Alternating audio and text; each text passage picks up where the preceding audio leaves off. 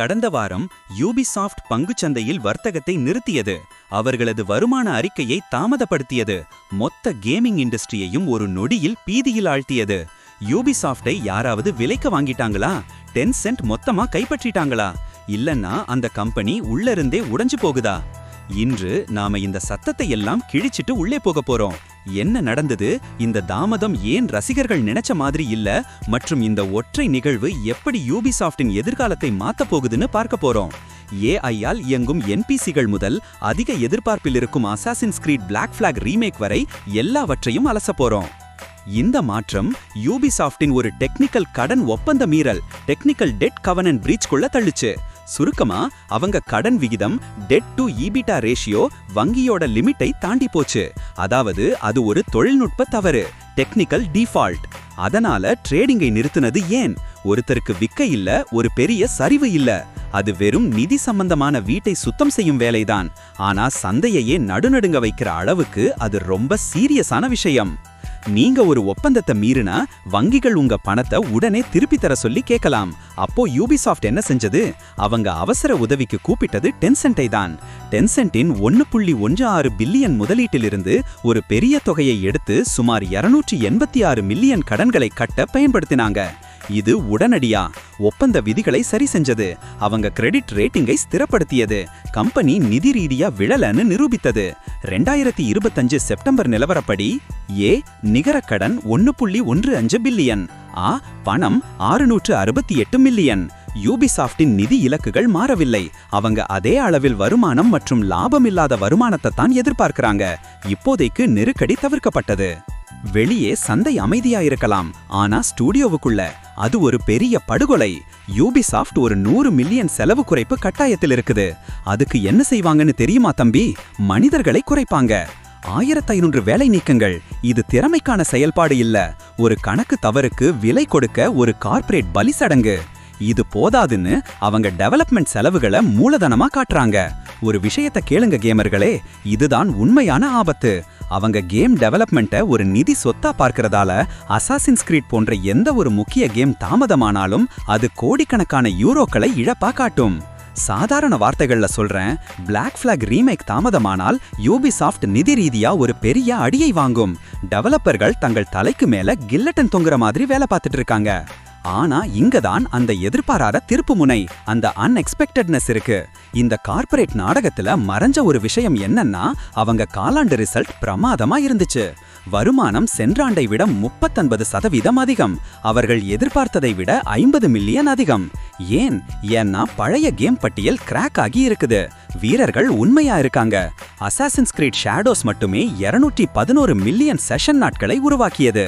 இது தூய்மையான கலப்படமற்ற வீரர்களின் எமோஷன் தான் மொத்த கம்பெனியையும் தூக்கி நிறுத்துது. சீஜ் மற்றும் தி டிவிஷன் 2 போன்ற பழைய டைட்டில்கள் கூட ஏறி இருக்குது. வீரர்கள் அவங்க வேலையை செஞ்சாங்க, டெவலப்பர்கள் அவங்க வேலையை செஞ்சாங்க. ஆனா நிதித்துறை மொத்த ஆபரேஷனையும் நிறுத்த பார்த்தது. இப்போ மொத்த அழுத்தமும் Q4, அதாவது 2026 ஆரம்ப காலத்து மேலதான் இருக்கு. Prince of Persia Sands of Time remake லிஸ்ட்ல இருக்கு. Rainbow 6 mobile, the Division Resurgence. அப்புறம் ஒரு வரி இருக்கு பாருங்க, வெளிப்படுத்தப்படாத ஒரு டைட்டில், ஒன் அன்அனௌன்ஸ்ட் டைட்டில். இண்டஸ்ட்ரிக்குள்ள இருக்கிறவங்க எல்லாம் கத்துறாங்க. முதல் game Assassin's Creed 4 Black Flag remake தான். இதுதான் சிஸ்டம் விற்கும் கேம், பணத்தை அச்சடிக்கும் கேம், குறைந்த ரிஸ்க் கொண்ட bet. Modern RPG mechanics, update செய்யப்பட்ட சிஸ்டம்ஸ், ஒரு பைரேட் சாண்ட்பாக்ஸின் முழுமையான மறு உருவாக்கம். இது அதிக முன்னுரிமை கொண்ட அதிக ரிஸ்க் உள்ள வெளியீடு. குறிப்பா யூபிசாஃப்டின் நிதி நெருக்கடியால் அவர்களால் ஒரு தாமதத்தையும் தாங்க முடியாது. மிகப்பெரிய பெட் உண்மையான டிரான்ஸ்ஃபர்மேஷன் பிளாக் ஃபிளாக் ரீமேக் இல்ல, அது ஜெனரேட்டிவ் ஏஐயை ஒவ்வொரு வேலை ஓட்டத்திலும் கட்டாயமா செலுத்துவதுதான். சிஇஓ ஈவ்ஸ் கில்லிமோட் இந்த மாற்றத்தை 2Dயிலிருந்து 3Dக்கு மாறின மாதிரி ஒரு பெரிய புரட்சிங்கிறாரு.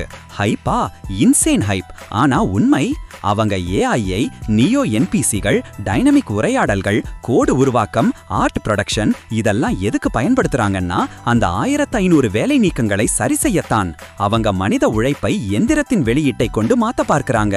அதுதான் ரொம்ப பயங்கரமானது.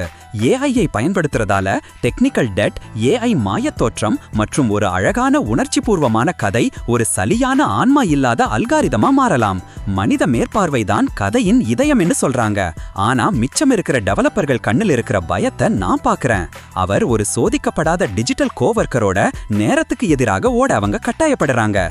ஏஐ கோளாறு செஞ்சா பலி அவங்க மேலதான் விழும்னு அவங்களுக்கு தெரியும். அப்போ இந்த மொத்த சர்க்கஸும் உண்மையில் என்ன சொல்லுது?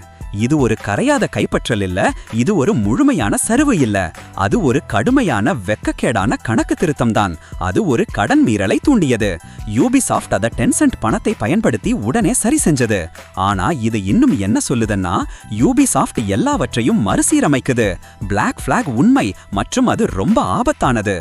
ஏஐ இப்போது அவர்களின் பிழைப்புக்கு மையம். இது ஒரு மறுதொடக்கம் ஆண்டு, ஒரு சரிவு ஆண்டு இல்ல. அவங்க இப்போது சிறியவர்கள், உறுதியானவர்கள், ஒரு பெரிய ஏஐ பெட்டோட கண்டிப்பா வெற்றிகரமாக வரவேண்டிய ஒரு கேம் ரிலீஸ் விண்டோவுடன் இருக்காங்க. அவங்க 1500 மனித வேலைகளை நிதி இணைப்புக்காக கொடுத்திருக்காங்க.